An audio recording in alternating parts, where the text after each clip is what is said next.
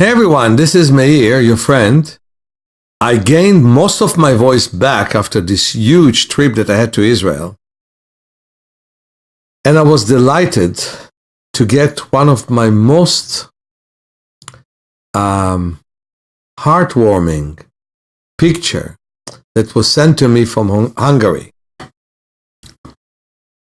The story is beautiful.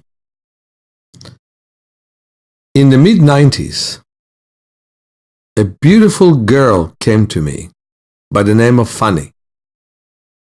As nice looking as any girl can be, with a wonderful mother who was a physical educator,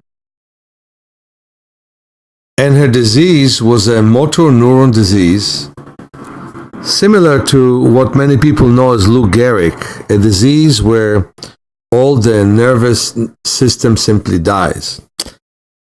Actually, I should retract myself.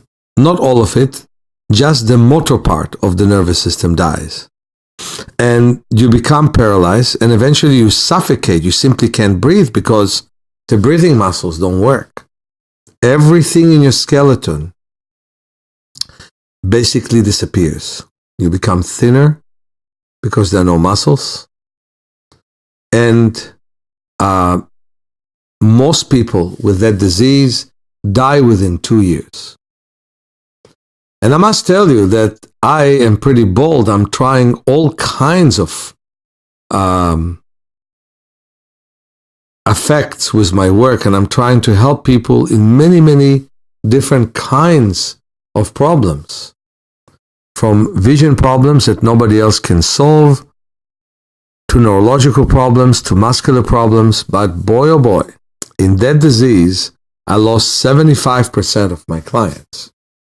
And yet those 25% still give me hope that one day I'll be able to solve the problem of those people. What a disease. What a curse. Well, when Fanny came to me, she wasn't able anymore to stand up, but I could get her to stand up for a second or two. What we could do is a lot of water exercises, and that was wonderful. Then I massaged her a lot, and her mother came with donations that were given to her from many companies in Hungary, and she had enough money to sleep somewhere in a rented room in someone's house. Before there was Airbnb, it was much cheaper. And basic money for food, and only money for 25 sessions with me. As I was doing those sessions and close to the time that I finished them, I remember complaining to one of my apprentices who worked with me on a nice client who came to me from England. I wish that I had enough support to work on her for 25 more sessions. This girl really needs them. And by the way, it's hard for me to just do it on my own. If somebody would pay me for half of the value of those sessions, it would be easier for me to pay my payments and to not see other clients at the same time.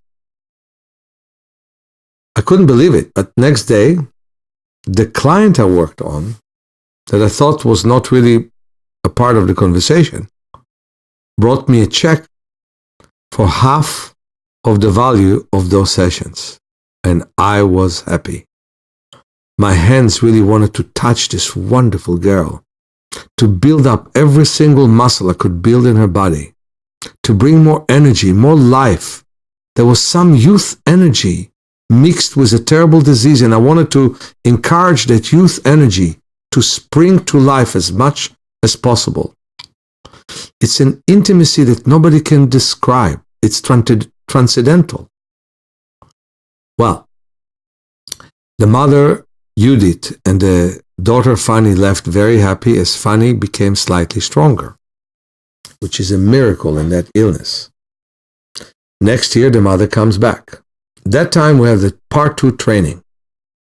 What I'm happy with part 2 training is that we don't charge the clients, and we work on them. which is a wonderful thing. So we worked with her both in the 25 private lessons that were covered, and in the 10 days of our class, we saw her twice a day. Even though we normally have only one section for paralyzed people, we found a way to put her twice. At the end, she was in a good shape, stronger than the last 2 years. But no money to eat in the airports, and they had to exchange 3 airports. So I put the head down, put $20 and asked who will add to it. And throughout my class, we raised $250, and that was good enough for them to eat snacks in all the airports they went back with. But at the age of 8, the first time that the daughter came to me, the mother told me the doctors predicted her death by the end of that year, and it was June. So in 6 months, she should have been dead. At the age of 9, doctors predicted it again. And she came once more at the age of 10, and this time she had enough money for the sessions. But again, that was that dire prediction that she would be dead in a few months. Wow. I haven't heard from the daughter anymore, but I heard that the father, when the daughter was already 13, wanted to bring her, but then he never did. And I didn't know why. At the age of 20 or 21, we've gotten a nice letter from Fanny. It was written in Hungarian with English translator, you know, that one from the computer, saying that she's doing just fine. We looked at it. And then last year, in Germany, a wonderful boy came to me, 8 years of age, brought by his wonderful, strong father and beautiful mother, and accompanied with a gorgeous baby sister of his. And I worked with him for several sessions, and then I was told that Fanny wrote in Hungarian a book on the fact that her mother died from cancer of the back. And I remember my ex-wife saying that was because of this deep sadness over her daughter. And later on her father died from the same reason. But the daughter prevailed. The daughter is alive. The daughter also makes movies. And we're going to send you these movies. Now, understand something. We have very few examples like Fanny. We have Steve Hawkins, this wonderful physicist that leaves his physics in such a depth that he is alive 30 years beyond his diagnosis. We now have Fanny, who lives 25 years beyond her diagnosis. I remember about 20 years ago, I was working in São Paulo in Brazil. And I had several students who were some of them physiotherapists, physical educators, occupational therapists, who studied with me. And there, a woman comes with a daughter who looked like a baby, but she wasn't. The woman was in her 60s and the daughter was in her early 40s. She was ill with a degenerative muscular dystrophy, very rare disease. And the mother started to tell us about different great doctors who predicted her daughter's death. She said, you know this Dr. Alberto so-and-so? Well, when my daughter was 2 years of age, he predicted that she'll die in a year. A year later, he died. 5 years later, another doctor predicted her death, and he died. 10 years later, another doctor predicted her death, and he died. So about 5 or 6 different doctors in different times of that daughter's life predicted that she will be dead, and she did not die. All of them died, which was really, really funny to hear. I approached one of my physiotherapists and told her, listen, if you work with her conventionally, you'll die. If you work with her in my way, you leave. She said, I'm going to church today. But anyway, that was really ironic and funny. How people decide that somebody will be dead tomorrow just because of statistics. Can you believe it? Can you believe how far the human will can go? I am really excited. I will speak with Fanny this coming week. Her husband speaks basically Hungarian, and we need to have a translator to speak together. But that fact is so important.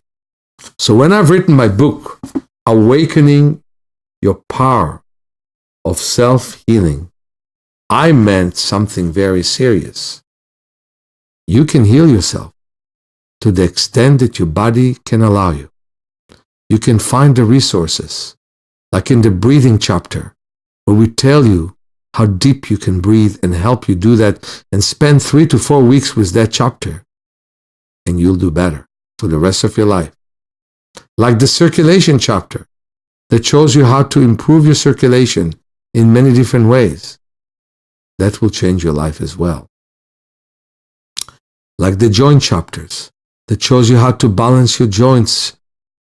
Like the muscle chapter that shows you how to separate muscle groups. Like the nerve chapter that shows you how to change patterns in your body. And all the 18 chapters that show you how to deal with your specific condition. Well, I couldn't imagine better results than the one with Fanny. And while she's paralyzed, remember, she lives dozens of years above the time that she was told she'd be dead from one of the worst diseases that were given to us. But that woman that used to be a girl, because I never met her as a woman, is so alive, is so wonderful, that she definitely inspires me. And I hope she inspires everyone who hears this podcast. Much love to all of you. Meir.